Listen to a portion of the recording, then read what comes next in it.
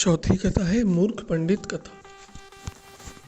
किसी नगर में 4 ब्राह्मण पुत्र आपस में मित्र बनकर रहते थे।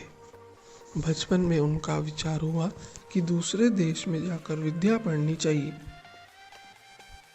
दूसरे दिन आपस में विचार करने के बाद वे विद्या पढ़ने के लिए कान्यकुब्ज देश की ओर चल पड़े।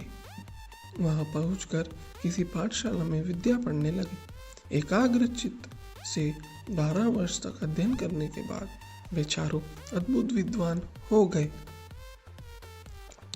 एक दिन चारों ने आपस में विमर्श किया, हम सभी विद्याओं में निपुण हो चुके हैं, अब गुरुजी की आज्ञा लेकर हमें अपने घर चलना चाहिए। यह निश्चय करके वे गुरुजी के पास गए और उनसे पूछकर अनुमति प्राप्त करके अपनी अपनी पुस्तकों को साथ लेकर घर के लिए प्रस्थान कर दिए। कुछ दूर जाने के बाद मार्ग दो तरफ जाते हुए देखकर किसी मार्ग से चला जाए, यह निश्चय करने के लिए एक जगह बैठ गए। मतलब उन्हें 2 मार्ग मिले तो वह ये सोचने लगे कि किस मार्ग से जाया जाए। उनमें से एक ने पूछा किस मार्ग से चलना जाए। उसी समय पास के नगर में एक बनिए का लड़का मर गया था। उसके दाह संस्कार के लिए वाणिक लोग जा रहे थे। उस शव यात्रा को देखकर उन चारों में से एक ने पुस्तक देखकर कहा, महाजन लोग जिस रास्ते से जाएं, उसी रास्ते से अन्य लोगों को भी जाना चाहिए, अतः हमें भी वाणिक समूह के साथ चलना चाहिए। उनके कथन पर चारों व्यक्ति उस वाणिक समूह के पीछे चल दिए। जैसे ही वे पंडित महाजनों के साथ चलते हैं, वैसे ही वहां शमशान पर उन्होंने कोई गधा देख लिया।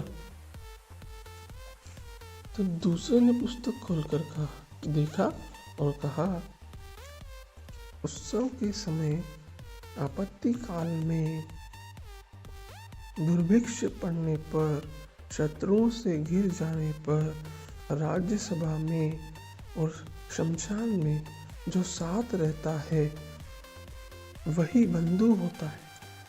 अर्थात जो बुरे समय में व्यक्ति का साथ दे वह बंधु होता है। तो अतः यह गधा भी हमारा स्वजन ही होगा। तो वह गधे को भी अपना बंधु या स्वजन समझ बैठे। उसके वचन को सुनकर उसमें कोई तो उस गधे के गले लग गया और कोई उसका पैर धोकर पोंछने लगा। तदंतर जब तक उन लोगों ने चारों ओर देखा तो उन्हें एक ऊंट दिखाई पड़ा। उसे देखकर सबों ने आपस में तर्क किया कि यह क्या है। तो तीसरे पंडित ने पुस्तक खोलकर देखा और कहा, धर्म की गति तीव्र होती है तो निश्चय ही यह धर्म होगा। इस पर चौथे पंडित ने कहा, मित्र को धर्म के साथ जोड़ देना चाहिए। मतलब जो मित्र है उसको धर्म के साथ जोड़ देना चाहिए। यह विचार करके उन लोगों ने गधे को ऊंट के गले में बांध दिया। मतलब अर्थात गधा उनका बंधु था और ऊंट दिखाई पड़ा तो उन्होंने तर्क किया कि यह धर्म है और उसको उन्होंने मित्र समझ लिया। अब मित्र को बंधु से बांध दिया, यानी कि गधे को ऊंट से बांध दिया। उस समाचार को किसी ने उस गधे के स्वामी धोबी से कह दिया। जब तक धोबी उन पंडितों को पीटने के लिए आया तब तक वे वहां से भाग गए थे। इसके बाद जब वे और कुछ दूर गए तो एक नदी मिल गई। उसी धार में पलाश का एक पत्ता कहीं से बहता हुआ आ रहा था। उसे देखकर उनमें से एक ने कहा, आने वाला पत्ता हमें उस पार पहुंचा देगा। यह कहकर वह मूर्ख पंडित नदी में कूद पड़ा। जब वह नदी की धारा में बहने लगा तो दूसरे पंडित ने उसकी चोटी पकड़कर कहा, सर्वनाश की स्थिति उत्पन्न होने पर समझदार व्यक्ति आधा भाग छोड़ देता है और आधे से संतोषपूर्वक अपना कार्य चलाता है, क्योंकि संपूर्ण नाश वहन करना कठिन हो जाता है। ऐसा कहकर आधा बचाने के लिए डूबते हुए उस पंडित का सिर काट लिया। अब उसने सोचा कि जब सर्वनाश की स्थिति होती है तो आधा बचा लेना ठीक है। जिस प्रकार एक एग्जाम्पल लें, घर में चावल या अन्न कम है और धन नहीं है तो आधा बचा लेना चाहिए, आधा का सेवन कर लेना चाहिए। तो उसने क्या करा, उसको आधा बचाने के लिए पूरा जब वो डूब रहा था तो उसने उसका सिर काट दिया। उसके बाद आगे चलकर उन्होंने कोई गांव मिला, गांव वालों ने उन्हें ब्राह्मण समझकर निमंत्रण किया और भोजन के लिए पृथक पृथक अपने अपने घर ले गए। किसी ने गृहस्थ में एक को घी चीनी से बनी हुई सेवई खाने को दी। उसे देखकर वह ब्राह्मण सोचा, दीर्घ सूत्री लंबे सूतों वाला व्यक्ति नष्ट हो जाता है। वो भी वहां अपनी विद्या लगाने लगा, अतः इसे खाकर मैं भी नष्ट हो जाऊंगा। यह विचार कर वह भोजन को छोड़कर चला गया। दूसरे व्यक्ति को, माने दूसरे ब्राह्मण को रोटी खाने को मिली तो उसने सोचा, अधिक विस्तृत वस्तु चिर स्थायी नहीं होती, अतः इसे खाकर मैं भी चिरायु हो जाऊंगा। यह सोचकर उसने भी भोजन करना छोड़ दिया। पहले ने सिवई छोड़ दी, दूसरे ने रोटी छोड़ दी, तीसरे को बड़ा मिला।